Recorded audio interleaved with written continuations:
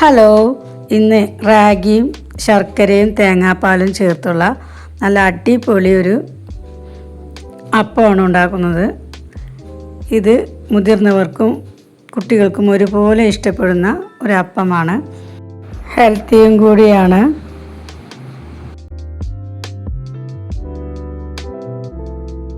ഇത് ഉണ്ടാക്കാൻ എളുപ്പവുമാണ്. ഇതെങ്ങനെയാണ് ഉണ്ടാക്കുന്നതെന്ന് നോക്കാം. ഇതാ കണ്ടോ, ഇതേപോലെ നല്ല സ്മൂത്തായിട്ടിരിക്കുന്ന ഒരു അപ്പമാണ്. നമുക്ക് വീഡിയോയിലിട്ട് പോയാലോ. ഇതിനു വേണ്ടി ഒരു മുറി തേങ്ങ ചിരകിയതോ അല്ലെങ്കിൽ കൊത്തിയെടുത്തതോ ചേർത്ത് അതിലേക്ക് ഒരു ബൗള് റാഗിപ്പൊടി, വറുത്ത റാഗിപ്പൊടിയാണ് ചേർക്കുന്നത്. ഇതുപോലെ ഒരു ബൗൾ റാഗിപ്പൊടി വെള്ളവും ചേർത്ത് അരച്ചെടുക്കാം.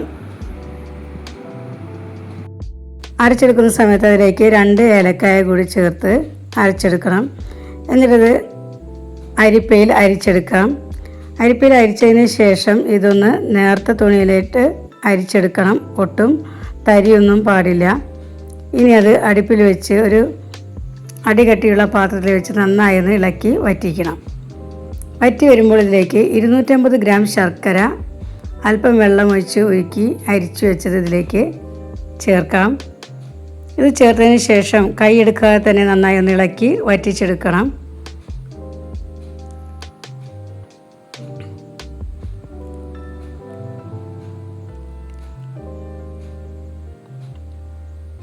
നോൺ സ്റ്റിക്ക് പാത്രത്തിലായാൽ ഒട്ടും അടിയിൽ പിടിക്കില്ല.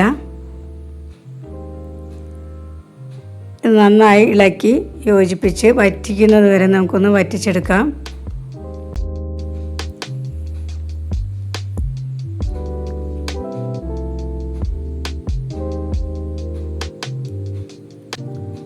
പൊടിയുടെ പച്ചമണമെല്ലാം മാറി വെന്ത് നെയ്യ് തെളിയുന്നത് വരെ നമുക്ക് വറ്റിച്ചെടുക്കാം.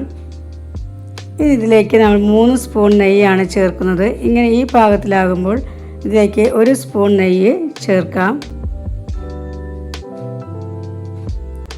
നെയ്യ് ചേർത്തതിന് ശേഷം നന്നായി തന്നെ ഇളക്കി ഒന്നുകൂടി വറ്റിച്ചെടുക്കാം.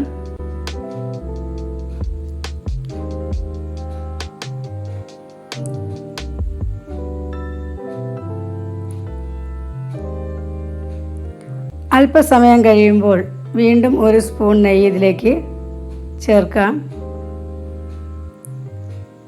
ഇനി 1 സ്പൂൺ നെയ്യ് കൂടി ഇതിലേക്ക് ചേർക്കാവുന്നതാണ്. ഒരു പിടി വെളുത്ത എള്ള് ഇതിലേക്ക് ചേർക്കാവുന്നതാണ്. എള്ള് ചേർത്തതിന് ശേഷം നന്നായി ഇളക്കി യോജിപ്പിച്ച് ഒന്നും കൂടി വറ്റിച്ചെടുക്കണം.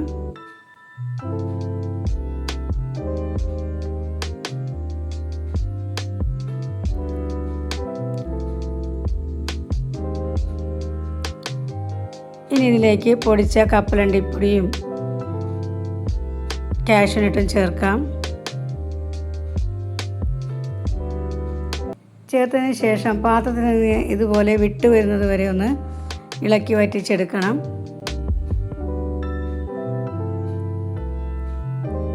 ഇതുപോലെ വിട്ടു വരുമ്പോൾ നമുക്ക് തീ ഓഫ് ചെയ്യാവുന്നതാണ്. ഒരു പാത്രത്തിലേക്ക് നെയ്യ് തടവി കാഷ്യൂനട്ടും ബദാമും എല്ലാം അടിയിൽ വച്ചതിന് ശേഷം ആ പാത്രത്തിലേക്ക് ഈ മാവ് ഒഴിക്കാവുന്നതാണ്. മാവ് ഒഴിച്ചതിന് ശേഷം സ്പൂണ് കൊണ്ട് ഒന്ന് ഷേപ്പ് ചെയ്തെടുക്കണം.